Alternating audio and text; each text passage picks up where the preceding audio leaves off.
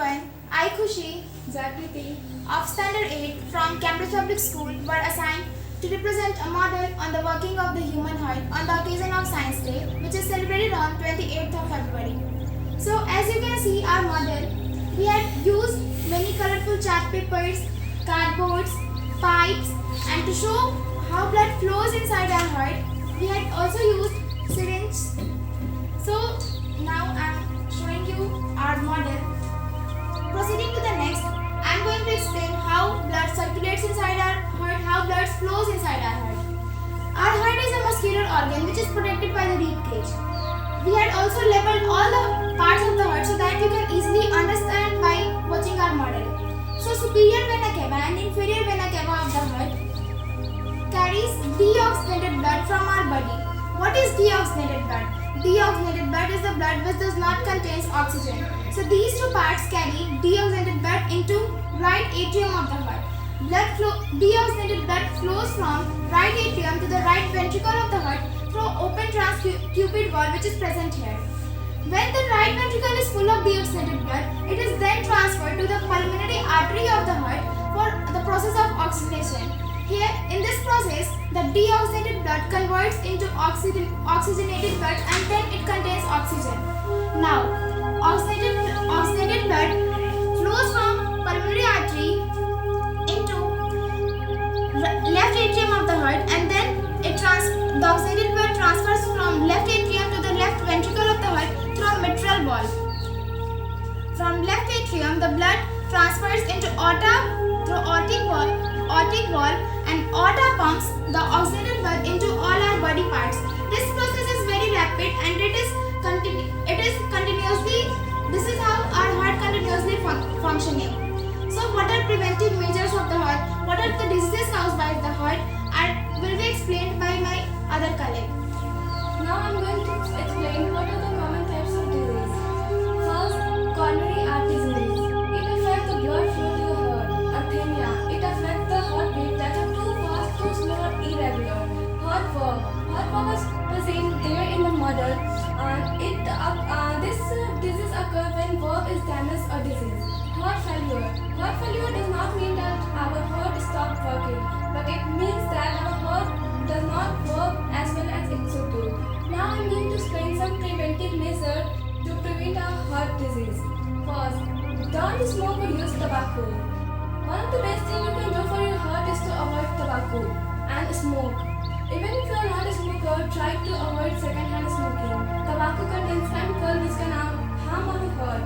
Regular doing physical activity can lower the chance of high blood pressure and heart disease. Improve heart balance diet can improve the heart disease and also lower the blood pressure and prevent us from high blood pressure. A heart healthy diet includes vegetable, fruits, a lean fish and meat. Get a good quality of sleep. People who do not sleep have a high risk of high blood pressure, depression, and many more diseases. So people should at least take 7 or 8 hours of sleep every day. That's all about my project. I hope you all like this. That's all. Thank you very much. Hello everybody, myself Amrita and my colleagues Arjun, Shalini. We all are the students of Standard 7C. We all were assigned to make a model on the greenhouse effect on the occasion of Science Day, which is celebrated on 28th February. So we have made the model on the topic greenhouse effect. So let's first of all understand that what the greenhouse effect actually means. So the greenhouse effect are the effects which are caused due to the absorption of the radiated sun rays from the earth to the atmosphere by the greenhouse gases such as carbon dioxide, nitrogen, methane, etc. So as you all can see that we have made the second project by the using of cardboard, colorful papers and the artificial animals. So first of all let's understand that why we have made this poster, the first poster. As you all can see that we have used the earth which has been categorized or divided into two parts, in which the first part is showing that how the greenhouse effect are caused by the nature and the second part is showing that how the greenhouse effect are intensified by the human beings. And our second model is totally based on how the greenhouse effect are caused by the human beings, and there are also some preventative measures that how can we prevent it. So let's proceed to our second model. So now let's proceed to the second model, which is based on the greenhouse effect that is intensified by the human beings, and in the second part we have shown that how it can be prevented. So the major causes are industries and factories waste, means industries and factories produce harmful gases which affect our greenhouse effect. Secondly, solid waste. Solid waste, when solid waste decompose, then it creates carbon dioxide and methane. Both these gases are greenhouse gases that affect our global warming and climate change. And third, dams, which is an example of water pollution. Reservoirs are often emit a high percentage of greenhouse gases. Now let's come to the other causes of greenhouse effect. First is burning of fossil fuels. So burning of fossil fuels increase carbon dioxide due to increase in population, and utilization of fossil fuels has also been increased. This led to increased greenhouse gases in atmosphere. And second is deforestation. So as we know, plants are taking carbon dioxide and release oxygen. Due to cutting down of trees, it is considerable to increase greenhouse gases, which increase the Earth's temperature. So my both colleagues has explained that how the greenhouse effects are intensified by the human beings. So you all can see that we have also shown some preventative measures that how can we prevent the greenhouse effect by intensifying by the human beings. As you all can see that we have used solar panels, segregation of waste management, riding bicycle, dustbin, save wildlife, plant a tree. These all are the preventative measures that how can we prevent the intensification of the greenhouse effect by the human beings. So this all are about our project. We hope you all will like it. Thank you very much. Myself Aditya, my cousin going to present rainwater harvesting model, which are made by a student of standard 6B. We use here colorful chart paper, cloud, and filtration tank, a storage tank, and garden, and plastics, and artificial plants. In this model, I have tried to show how can we collect rainwater. First of all, I am going to explain what is rainwater harvesting. Yes. Rainwater harvesting is a process in which we collect rainwater and then go to filtration tank, water is filtered, and then to storage tank and further use. I tried to show that water is used for irrigations and plantation. मैं यहाँ अपने model के working process को explain करने जा रहा हूँ। तो इस प्रकार सबसे पहले रेन वाटर इसमें कलेक्ट होगा, जो कि पाइप के थ्रू फिल्ट्रेट टैंक में चला जाएगा और वाटर फिल्ट्रेट हो जाएगा और पाइप के थ्रू स्टोर टैंक में स्टोर हो जाएगा। अब हम इस वाटर का यूज घर के किसी भी वाट में कर सकते हैं, जैसा कि हम लोगों ने यहाँ दिखाया है कि वाटर का यूज प्लांटेशन के लिए कर रहे हैं। Thank you. This is all about our model. I hope you like this and you all understand what is rainwater harvesting and how can we use rainwater. In a such way, we save rainwater and save water and save life.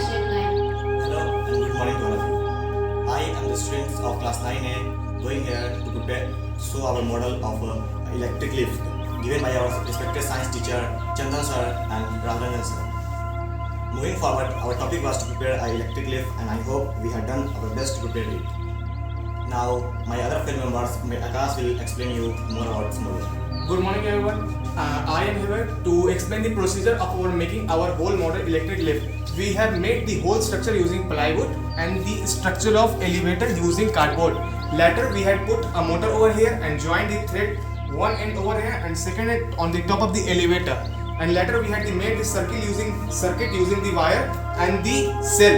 When the circuit became closed, the lift will go up and it will lift up the elevator. And now for the next, I want to make my fellow member Siddhi to proceed and explain you the working principle. Good morning everyone. Myself Siddhi going to explain the working principle of lift. You can see clearly that this is a battery and this is a chemical energy stored. In this battery, the chemical energy passes through the wire and goes through the motor. This electrical energy is used to turn the motor, and the motor is a device which converts the electrical energy into mechanical energy. This mechanical energy is used to pick up the lift and down the lift. By this process, our lift works, and now we allow other fellow members to explain more about the lift. Good morning everyone. I am Puskar and I will explain you about the observation of the lift. Here, when the electric current passes, the the lift goes up, and when the circuit is break, the lift goes down. Here, the DC motor acts as an engine of the lift, which take the lift up. It is very useful and helpful in the place where it is so crowded and rush to go up the stairs. For the stairs with 10 stairs, this will be very helpful for old age people. Now, Anshu will explain more about the conclusion of the lift. Good morning to all of you. Myself Ansuraj, and I am going to conclude this model. Lift is a long-term solution for all your heavy liftings, and some of the benefits are: this is used for those people who are not able to climb stairs, like old people and who is physically disabled. This is also used for safe, easy and vertical transportation of goods, which increases productivity and saves our time. In earlier time, when there was no lift, people used to climb stairs and carry goods at top. By coming this lift, it became very easy for people to reach at top, and it is very necessary in our life, and it is a vital part in the machinery hierarchy. Thank you for watching this. Hope you like this. Myself Prakash Arjun of standard 10th and I am here to represent our model, that is of electric circuit, and they all are my colleagues who are going to explain the models. Basically this model name is electric circuit, given by our science teacher Chandan sir and Rajan sir. Now I proceed to my colleague who are going to give brief explanation of electric circuit. Good morning everyone, myself Shivam of class 10 and I am going to explain the working of this electric circuit. As you can see over here, we have made a model of electric circuit and we have used many different components like battery, ammeter, voltmeter, electric fuse, switch and bulb. These components are an essential part of electric circuit, and we have also tried to demonstrate the working of ammeter and voltmeter. The first part is battery, and it is the most essential part of battery as it is used to set the potential difference across the two ends of the conductor. The another part is electric bulb, which we have used to demonstrate whether this electric circuit is working or not. The next part is electric fuse. It works on the principle of heating effects of electric current, and if more electric current is flowing through the electric circuit, which the circuit cannot tolerate, then it will break itself, and it also works as and it protects us from any electric disaster. Another component we have used is resistor. It resists the flow of electric current, and here the resistor we are using is of 1 ohm, and the battery we are using is of 9 volt. Resistor we have used to explain how electricity is resisted by it. The next part is ammeter and voltmeter. Now I would like to invite Punendu to explain the working of ammeter and voltmeter. Good morning to all of you. Myself Kumar Punendu, and I am here to show the working or demonstration how a voltmeter and ammeter work.